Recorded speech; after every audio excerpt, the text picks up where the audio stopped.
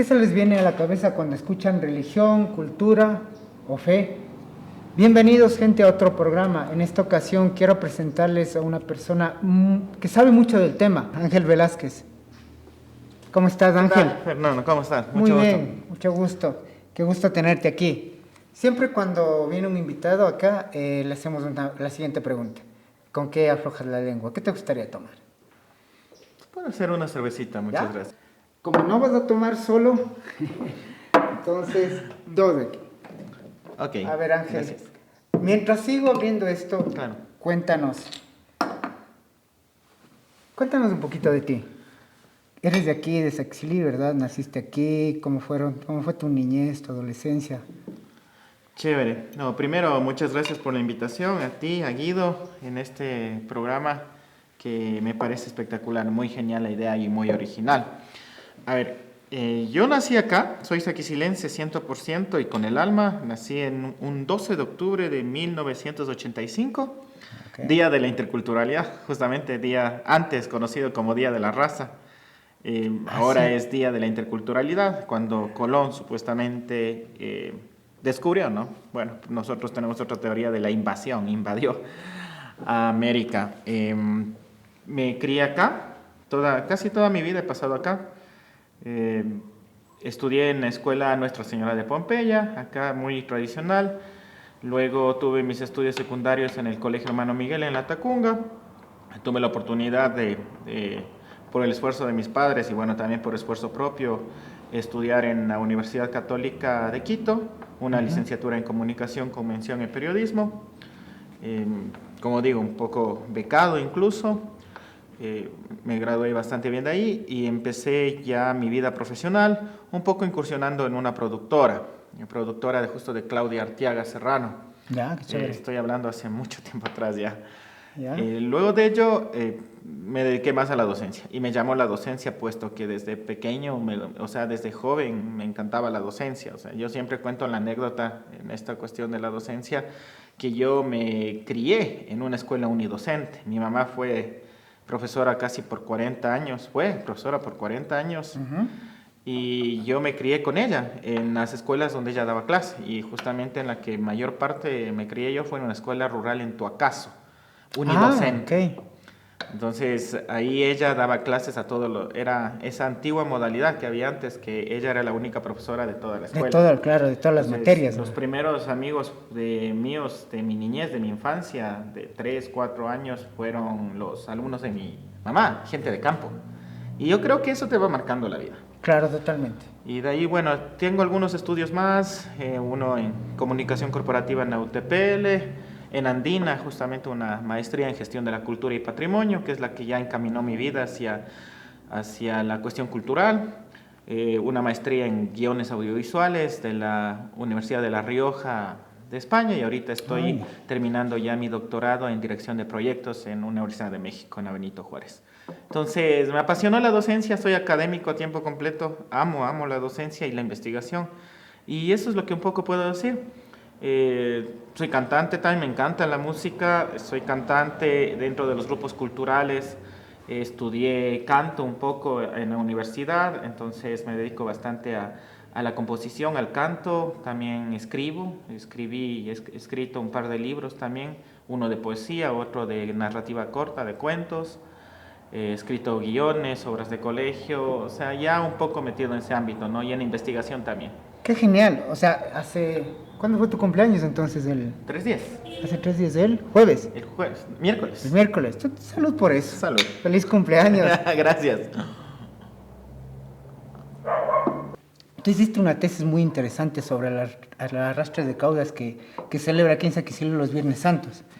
¿Puedes contarme un poquito así cómo viste eso? ¿Cómo se te ocurrió? ¿Qué crees de lo que hay detrás de toda esta ceremonia que hay todos los Viernes Santos aquí en Saquicilí? Sí, bueno, primero esta tesis justo surge cuando estudiaba en la Universidad Andina, estudié una gestión de la cultura con mención en patrimonio, entonces hay uno entiende que el patrimonio es un activo, hay un teórico que dice el patrimonio es un activo de la memoria, no un pasivo de la nostalgia. Ajá. Es muy bonito eso. Entonces me fue marcando Tuve profesores geniales, obviamente uno recuerda eso con mucha gratitud. Y lo primero que se me ocurrió es, obviamente, y la mayoría nos dijeron, hagan investigación en su territorio. Y lo primero que se me ocurrió a mí es no dejar perder estas tradiciones o ver cuál es el sentido que tienen estos ritos, estos rituales, puesto que en el patrimonio, dentro del patrimonio tenemos 5 categorías, hablando un poco técnicamente según la UNESCO, y en ello está esta categoría de la cuestión de los ritos y festividades y rituales, por así decirlo. Ajá. Y me pareció importantísimo el del arrastre de caudas. Estaba entre las fiestas del Quinche, que también son importantísimas, Sí, pero sí. el Son arrastre de fuertes. caudas tiene algo mucho más ritual, ¿no? Mucho más de fe, por así decirlo. Y además que está un poco ya perdiendo esta presencia en el territorio. Entonces me fui por allá. Y lo primero que uno puede captar y lo que tiene que hacer ahí un poco es captar la esencia de toda esta ritualidad a través de un registro fotográfico y de videos, un registro documental que se llama.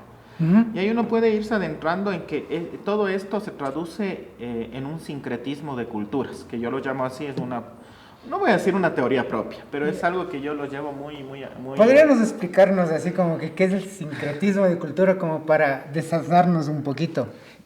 Sí, porque muchos no deben cachar mucho esta cosa de qué es lo qué es lo que somos, ¿cachas? Porque mucha gente no entiende. Somos esto, pero dice, ¿qué somos? No tienen bien claro qué es, o sea, nosotros en Saquicilé decimos que somos mestizos, somos indígenas, algunos hasta se creen que son blancos, lo dicen, se creen, entonces, pero no hay bien claro esto lo que tú acabas de decir, que es un término muy interesante, porque sería muy chévere que la gente sepa que somos esto, ¿no? Una mezcla. Pues, Sí, más que teoría, como digo, este principio que yo les llevo, denominado el sincretismo de culturas, y he escrito algunas cosas sobre ello también, es que luego de 500 años de esta mixtura de la llegada de los españoles acá, nada es puro, todo es mezclado, el sincretismo significa una mezcla, una fusión. Entonces, ajá, por exacto. más tradición europea, si cabe el término, ya no existe esa tradición europea, porque siempre tiene matices indígenas, matices originarios. Entonces, eso todo es interesante ver justamente en el proceso de la fe y de la evangelización, que también es uno de los temas que un poco tú me has invitado a trabajar en este capítulo y en este programa. Ajá. Está inmerso en la cuestión prehispánica.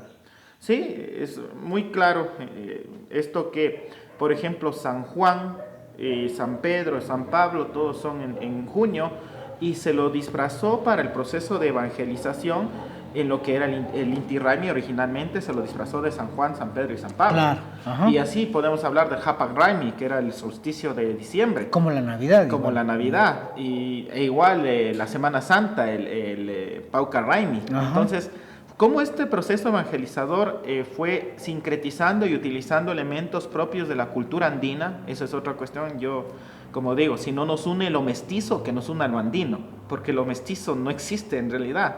Los mestizos no tenemos cultura. Yo es un enunciado Qué genial. muy fuerte que yo lo trabajo y yo siempre sostengo. Eso me parece brutal. A mí me parece fuerte lo que dice. El mestizo no tiene cultura. Porque no somos una raza ni siquiera. Simón Bolívar lo decía, en Carta Jamaica, 1816, Simón Bolívar dice, el mestizo los mestizos es una especie de género humano. Somos una especie, no somos una raza. Entonces, el mestizo siempre está buscando un lugar y niega lo indígena, muchas veces es indígena, pero niega lo indígena. Y lo que pasa en Quito mucho, tú que resides en Quito, vienen las fiestas de Quito y todo el mundo se cree español. Sí. Entonces buscas tu lugar donde no existe porque no reconoces tu origen y no reconoces que tienes tu sangre española, por así decirlo, de hace siglos atrás, y también tu sangre indígena. Entonces yo siempre promuevo esto en mis clases. Como te digo, yo soy académico al tiempo completo, entonces digo, reconozcámonos. Y ahora en los espacios académicos hay cada vez más indígenas, pero Ajá.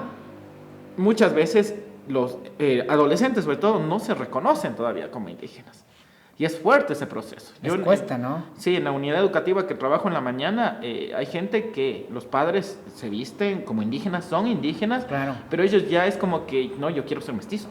Y digo, ¿sabe quichua? No, ya me estoy olvidando, porque ya en la casa casi no hablo yo quichua con mis papás. Entonces es un proceso, ya digo, tanto del mestizo que quiere ser blanco, quiere aparentar lo que no es, y del indígena que quiere ser mestizo, en cambio, mucho, ¿no? No en todo. Hay otros que ya han tomado esta cuestión del indigenismo muy fuerte y de la plurinacionalidad, que están manejando un poco las bases ya indígenas políticas, que ellos sí se reconocen. Pero hay otro porcentaje fuerte que no se reconoce como indígena. Tú y yo somos de Saquicilí. Conocemos nuestra cultura, por decirlo así, nuestra idiosincrasia sobre todo. Conocemos mucho cómo nos manejamos.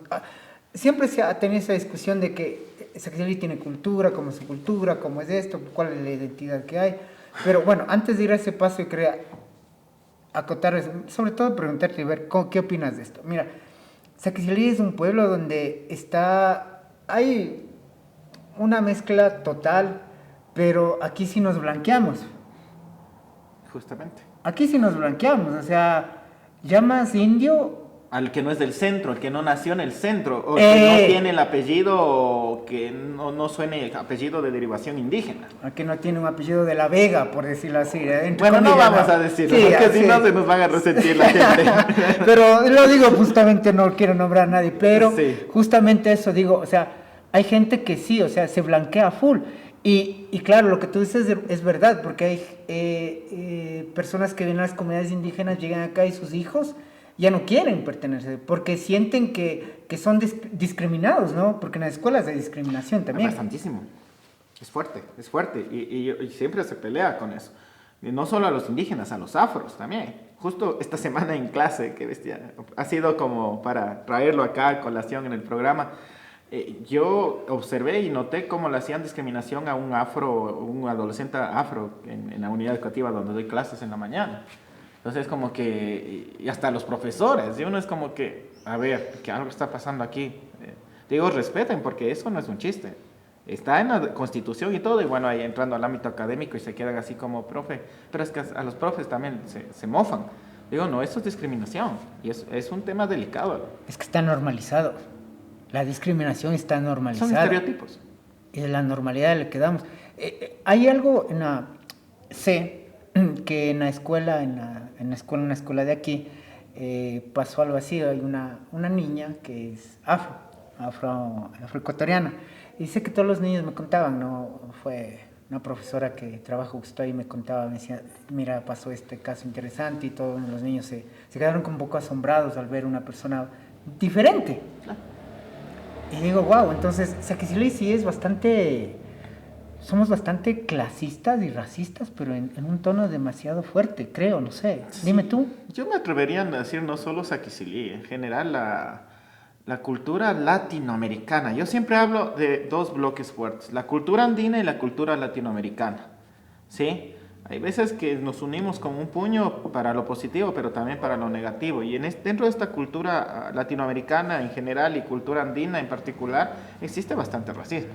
Por toda la violencia acaecida durante la época colonial y todo eso. O sea, somos frutos de la violencia al final. Ahí va la parte de la religión. Porque la religión fue impuesta también a través de la violencia. Ahí viene esta parte de por ejemplo, lo que nosotros... A ver, Saquicilí es un pueblo bastante religioso. Muy, muy religioso. A ver, ¿tú qué crees? ¿Por qué? O sea, religiosidad, sí. Sí, se podría llamar religioso. Porque igual hay que entender que dentro de lo religioso hay la espiritualidad, que es algo... Ah, claro, es una cosa distinta. Mucho más fuerte, creo yo. Sí, claro. Yo siempre a mis alumnos, a pesar que ya digo, o sea, yo siempre hablo de mis alumnos, soy académico. Yo por eso lo dije. Hay que entender que la espiritualidad es mucho más fuerte que la religión. Claro, totalmente de acuerdo. La espiritualidad te invita a ser buena persona y ser buena persona. O sea, y siempre lastimosamente, y toca poner esos ejemplos, o sea, una persona que va a misa todos los domingos y luego sale y estafa y habla y pues se pelea con la gente, ¿de qué sirve la religión si no eres buena persona? Entonces la religiosidad, aquí si bien está bien, no hay que negarlo porque cada uno tiene su creencia. Pero es un poco más, yo lo veo, esta religiosidad anclada al término festivo, que eso sí nos identifica por excelencia, la cuestión de las fiestas del Quinche y la devoción a la advocación de la Santísima Virgen del Quinche, que está bien. Y como yo siempre digo, cada persona puede creer en lo que uno quiera, porque al final está bien, eso claro. Es tu convicción, no tiene que ser impuesta, tiene que tener la convicción propia. Pero yo lo veo esto de la religiosidad, habrá personas que sí lo sienten mucho, lo creen, tienen esa fe. La fe es otro tema muy fuerte, que la fe es la esperanza de lo que no se ve, la incertidumbre de lo que no hay. Ajá. Entonces, tienen esa fe en la advocación, tienen esa fe en el cristianismo, pero deja mucho que decir cuando esa propia gente a la final es mala persona, ante la moral, que es otro tema muy fuerte también, la cuestión de la moral. La semana pasada me hicieron a mí una entrevista allá en Quito y me preguntaban justo a esta parte del perfil del femicida, me decían, ¿no?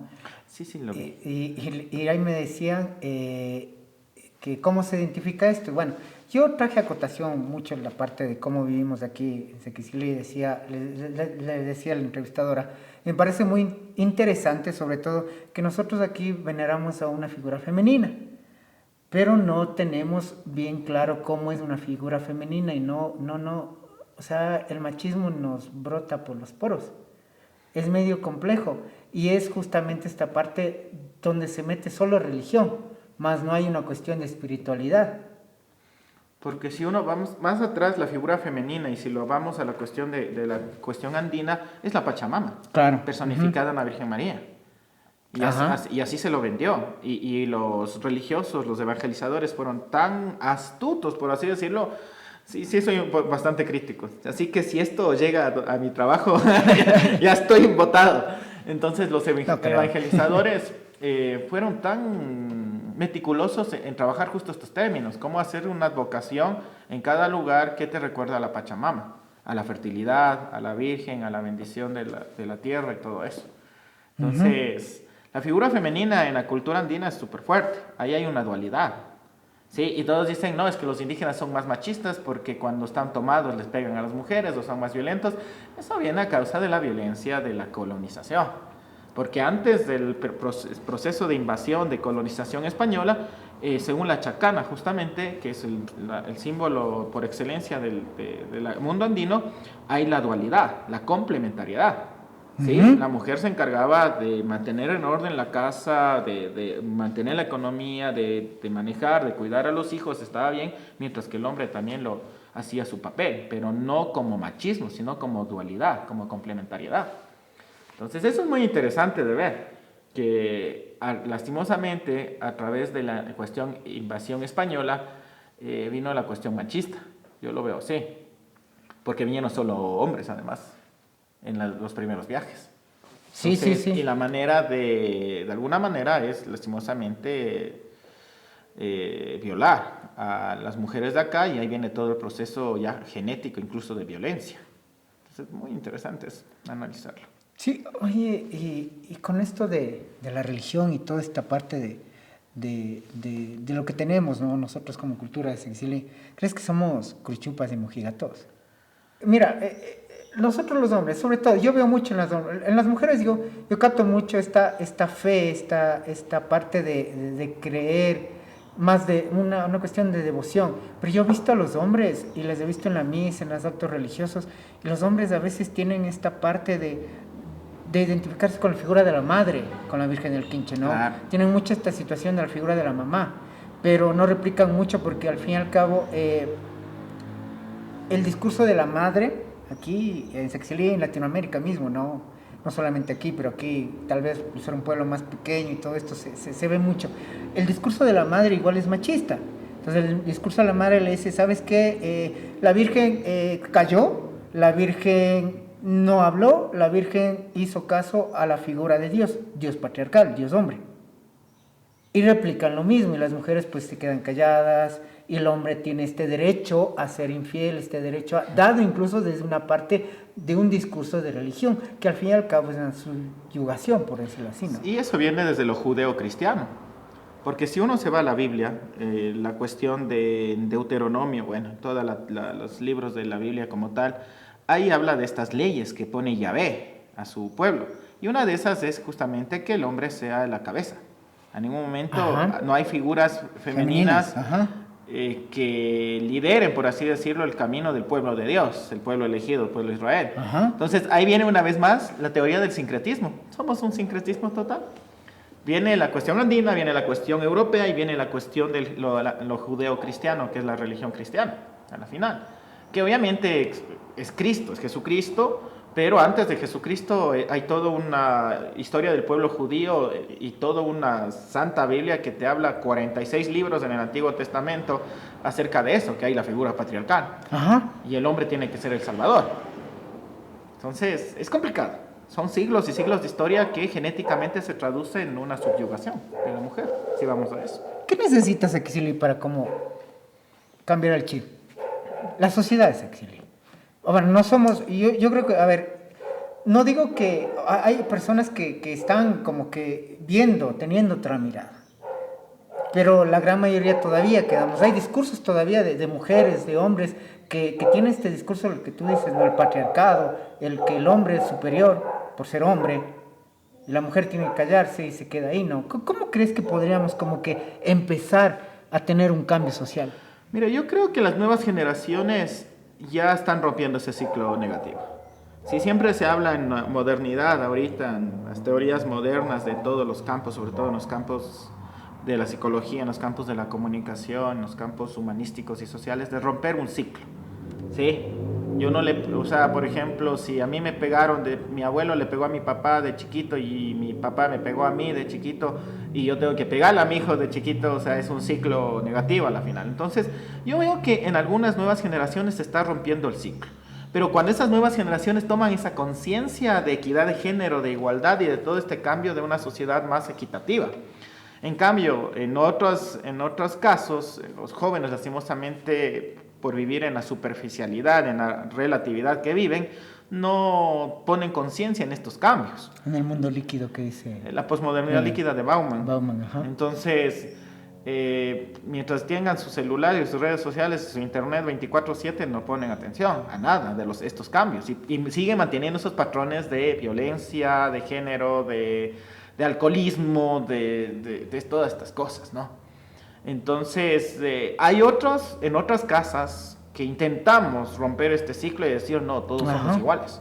Y hay, pero todavía falta muchísimo en esa conciencia, ¿sí? Esa conciencia de la equidad de género, de la igualdad, de todo esto, va a tardar unos 15 a 20 años más. Tal vez nosotros, nuestras generaciones, no lo veamos tal vez en nuestros nietos. Si todo el panorama es alentador, con todo el discurso de la Agenda 2030, de los ODS, Objetivos de Desarrollo Sostenible, claro. Y dentro del Objetivo de Desarrollo Sostenible, la igualdad de género, que es el ODS 5. Entonces, todo esto te alienta y te dice, sí, el mundo ya está pensando distinto, el mundo. Pero ahora aterrizarlo en territorio es complicado. Pero acá no llega todavía eso, porque lo de los ODS, ¿cachas que? Pero ya se lo dan en el colegio. Sí. Están en el colegio, en los currículos. Ya están, pero no se habla mucho de eso, ¿cachas? Eres... tal vez tú, una de las personas que poco escucha esto, al menos aquí yo no he escuchado los ODS, ¿cachas? Tal vez ni siquiera en Quito. En Quito son hablan, colectivos sí hablan, muy pequeños. Ajá, hablan un poco, hablan de los ODS, hablan de todo este propósito para el 2030, hace toda esta cuestión de lo sostenible, sí se habla, pero es poco. Y acá, o sea... No, ni el gobierno... Y es los un planes, unicornio lo que... Claro, los planes de gobierno... autónomos, gobiernos parroquiales, gobiernos cantonales no te están tomando en cuenta y supuestamente ya es normativa desde el Plan Nacional el Plan Nacional de Desarrollo, porque ya no es Buen Vivir, está inmerso y debe tener las metas e indicadores de los ODS. ¿Por qué un poco yo manejo todo esto? Porque en mi otro trabajo de la universidad, mi carrera se especializa en eso, es gestión territorial para el desarrollo sostenible. Entonces, ¿por qué no se logra, justamente terminando esta idea? Porque tenemos profesores todavía que repiten lo mismo y son machistas y son violentos y si tú ves a tu profesor, si tú ves a tu papá hacer eso, lo vas a seguir repitiendo. Tal vez somos el 1% que intentamos mirarlo distinto, desde lo real, desde lo actual y desde un futuro, porque si no, no tenemos futuro. El mundo, como está, es un mundo decadente y lo sabemos. No solo en la filosofía, sino ya en términos reales. Bueno, Ángel, estamos conversando mucho de esto de querer cambiar la sociedad o ver una transformación, ¿no? Más allá de una cuestión de llegar a un puesto político, es una cuestión de hacerlo desde abajo, ¿no? Desde las raíces, la familia, la institución primaria. ¿Tú qué? Bueno, yo trabajo en esta parte de la salud mental, ¿no? ¿Tú crees? Bueno, yo sí pero quisiera que tu opinión. En la sociedad del Ecuador, sí, y aquí obviamente aquí en Sequicilí, nos hace mucha falta esta parte de las políticas públicas en salud mental, ¿no? Totalmente. Porque, perdón, porque tú decías, porque todavía el maestro tiene discursos fuertes machistas, porque todavía el papá tiene discursos fuertes machistas, micromachismos que se les llama a algunos y a algunos muy claros, ¿no? Entonces, pero no hay ese decir por qué estoy haciendo esto, por qué estoy replicando esto, por qué yo siento que debo tener a una mujer, tengo una esposa y me siento en el derecho de tener otras mujeres. Y una infidelidad, hablándolo así, ¿no? ¿Por qué yo tengo ese derecho? ¿Y por qué si una mujer tal vez tiene una libertad sexual igual que la mía, la considero que no tiene el mismo derecho o no es digna? ¿Cachas? O sea, digna. No es digna porque tiene una vida sexual activa como la mía. O sea, eso es fuerte. ¿Qué crees en eso? No sé. Es complicado cuando es una sociedad que todavía tiende muchísimo al machismo. Y es una sociedad, igual, entrando a términos un poco filosóficos y académicos que pongo siempre en colación para todo, ¿no? Aristóteles, en su Poética, decía que el ser humano debe buscar el justo medio. Es lo que decía Aristóteles. Ajá, sí. ¿Y qué es el justo medio? Ni las excesivas virtudes, ni los excesivos vicios. Uh-huh. Entonces nuestra sociedad siempre se va a los extremos, y las guerras y los conflictos y todo ha llegado por justamente irse a los extremos. No buscamos un justo medio. Entonces, un poco respondiendo a la pregunta de esto de qué deberíamos hacer y por qué seguimos en el machismo, porque no logramos ver esto, el vaso por varios enfoques o por varios puntos de vista o las cosas. Siempre queremos llegar a nuestro extremo y pensar que uno tiene la razón. Y en esto del machismo es eso, es que los hombres seguimos siendo superiores y nosotros tenemos la razón. Y mientras haya esta cadena, que el abuelo pase al padre y el padre pase al hijo y no haya ese rompimiento, vamos a seguir igual. Claro. Igual en las mujeres. ¿Por qué surgen estos movimientos feministas de extremos llamados feminazis? Claro. Yo lo llamo embrismo, porque lo opuesto al machismo es el embrismo. El embrismo, claro. También es una exageración. Entonces, miren cómo esto de la filosofía de Aristóteles nos ayuda a entender que los opuestos extremos no son nada saludables para vivir en una sociedad equilibrada. Claro, las feministas nazis nos quieren cortar el falo, por decirlo así, literal, sí, es fuerte. O sea, nos ven como el enemigo, más no como alguien que podemos ser, no más como alguien que podemos ser aliados con ellas, ¿no? Como decir, ¿saben qué? Entonces, oigan, edúquennos, por favor, ayúdennos a educarnos.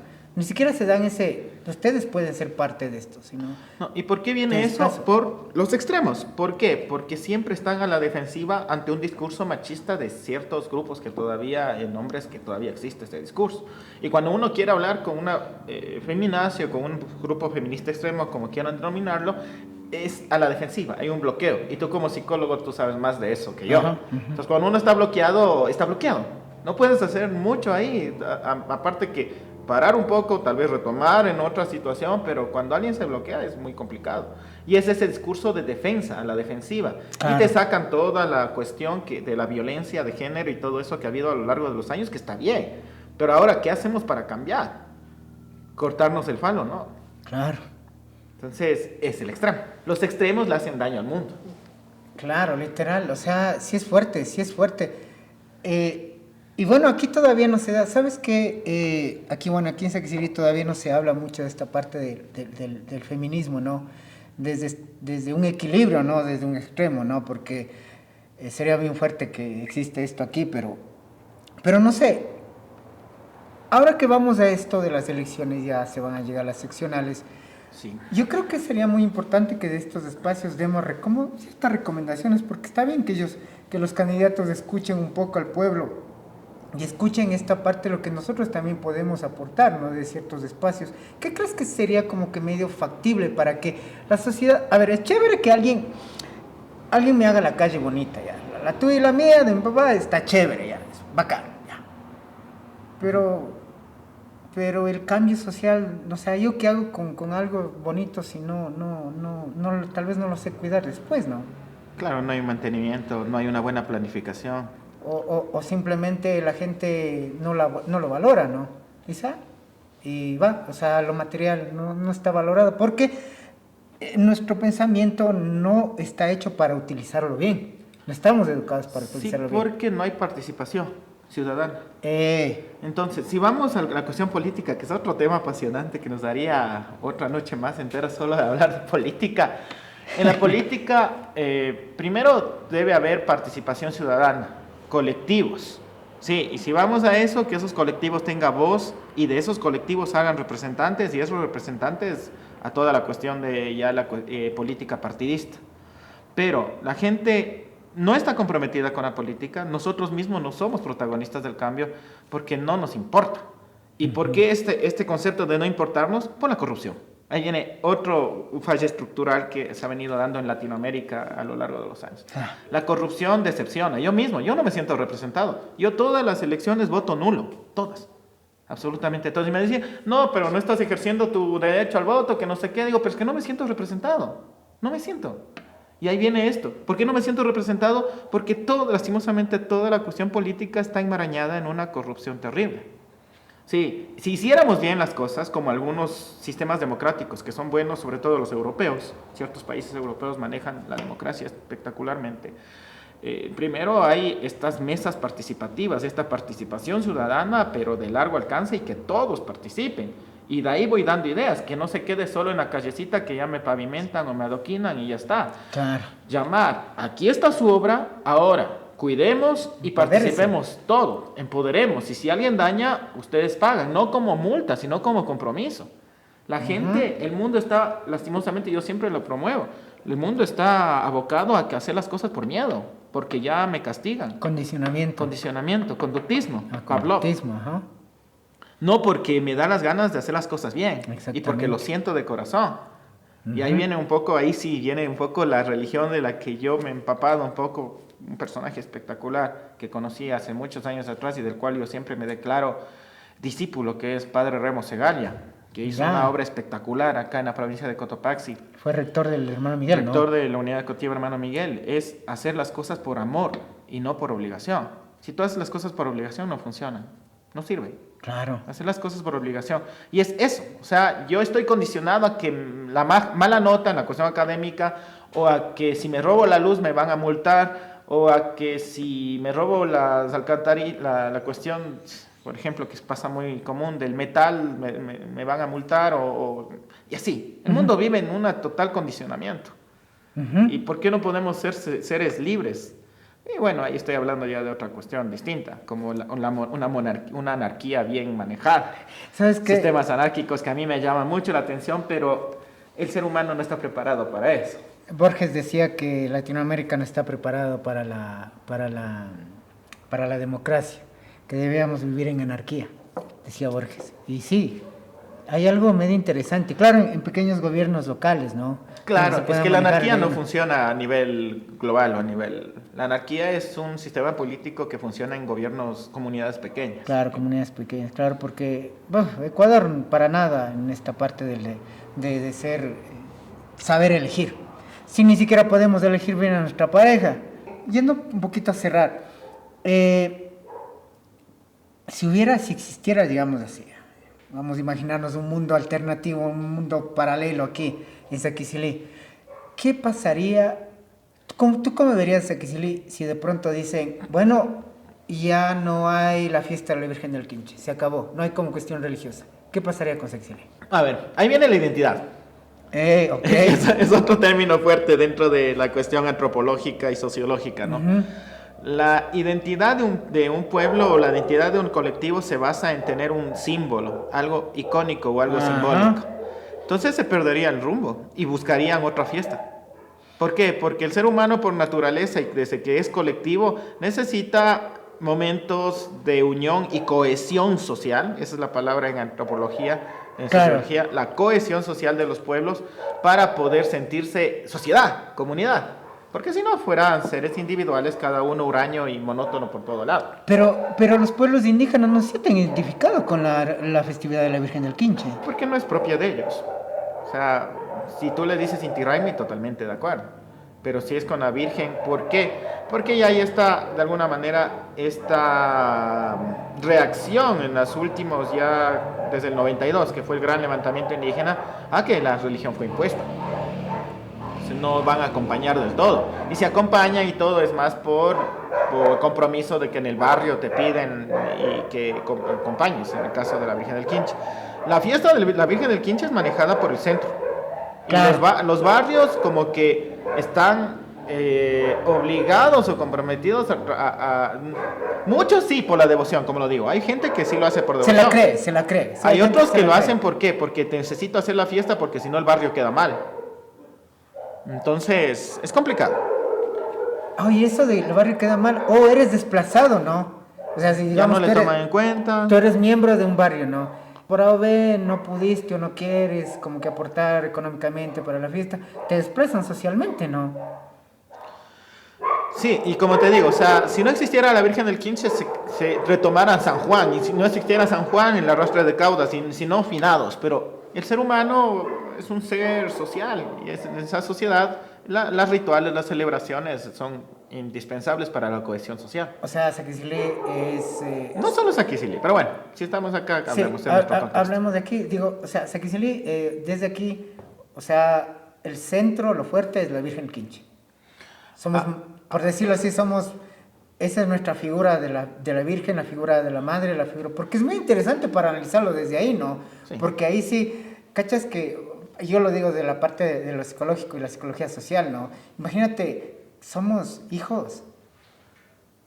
Y es una figura matriarcal, muy distinto a Pujili con el Corpus Christi, que es una figura patriarcal. ¡Qué loco, sí! Entonces debería... igual un poco la Tacunga con su mamá negra es matriarcal. Y si lo vamos analizando así, entrar en el análisis profundo, desde la psicología, desde la sociología, desde la antropología... ¿Por qué entonces hay esta, y si lo cruzamos con una variable, hablando en metodología de la investigación un poco, ¿por qué el machismo? ¿Por qué el machismo? Ajá. Si supuestamente la cuestión religiosa es la más fuerte dentro de la creencia de un ser humano, dentro de la cultura, es uno de los elementos indispensables dentro de la cosmovisión, la religión, ¿por qué seguimos siendo machistas? ¿O por qué seguimos cometiendo femicidios? ¿O por qué hay violencia de género todavía? Y ahí vienen otras variables.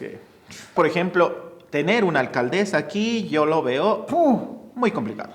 Lo veo lo veo muy complicado, no sé, porque lo digo con todo respeto, hubo mujeres que se lanzaron como candidatas, pero lamentablemente no creo que llegaron a la posición, no porque no tengan la capacidad de la inteligencia, ojo, sino porque de otra forma siempre estuvieron los hombres llevando todo eso. Estuvieron, aunque no parece que estén al frente, ellos eran los que estaban al frente, siempre han sido los hombres, y ellas simplemente a veces, lamentablemente, han sido utilizadas como esta parte de la pantalla para que se vea que hay una mujer, ¿no? Sí, y cumplir el código de la democracia, y cumplir todas estas leyes, ¿no?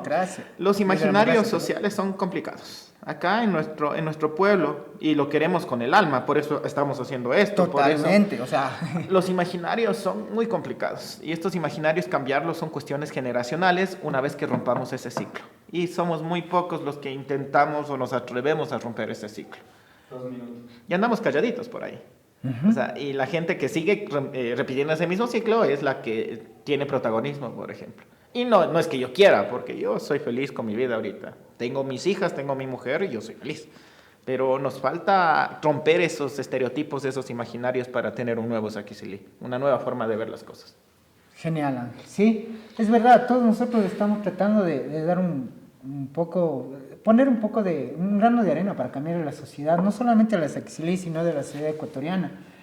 Creo que estos espacios se pueden abrir mucho para debatir. Y no es que nosotros tengamos la verdad o que el invitado acá diga esto hay que hacer literalmente y cambie la sociedad. Son unos puntos de vista donde podemos buscar un colectivo y llegar a cambiar algo. No sé, Ángel, si tú quisieras tal vez dar tal vez un mensaje, una forma de conclusión a todo esto que hemos venido conversando.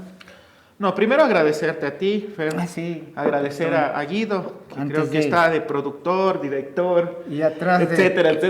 Agradecerles por estos espacios que nos ayudan a reflexionar qué tanta falta nos hace.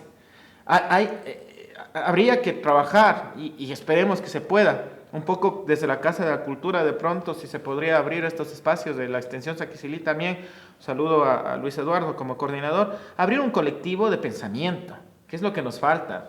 No tenemos pensadores. Aquí en Saquicilí nos hemos caracterizado por ser grandes comerciantes, por ser grandes deportistas, pero no hemos tenido, lastimosamente tal vez contados, pero pensadores que han plantado una posición ideológica de cambio en la sociedad, como tal vez lo ha tenido la Tacunga, tal vez lo ha tenido Pujilí o Salcedo. Entonces, ese un poco sería un reto, ¿no? Abrir un espacio, un colectivo en el cual podamos topar estos temas que para la gente común y corriente a veces es perdedera de tiempo, pero es construir estructuralmente el futuro, que es lo que nos falta. Nosotros vivimos en la coyuntura y por eso andamos un poco complicados con la vida. Es que es el problema, porque tal vez no normalizan estos espacios y creen que es como que, qué aburrido, no se saca nada, es puro esto, pura teoría. Bueno, ni siquiera les interesa.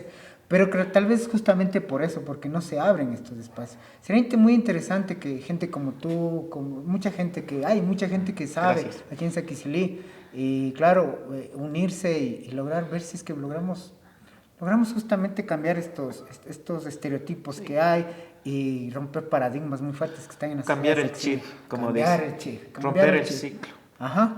Muy bien, pues muchas gracias por este encuentro, les agradezco. Espero pues les haya gustado y sobre todo que les haya quedado un poquito de ese sinsabor, de decir, ¿qué estoy haciendo? ¿Estoy bien? ¿Por qué camino podemos ir? ¿Estoy bien por el camino que estoy yendo? No, creo que no. Busquemos otra alternativa, busquemos otro modo. Tenemos que crecer y la única manera es hacerlo todos juntos.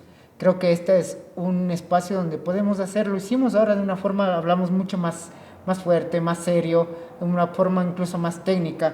Y habrán otros momentos en donde tengamos tal vez para hablar de cosas más light y reírnos más. Pero este fue un espacio bastante fuerte y que nos ha alimentado mucho.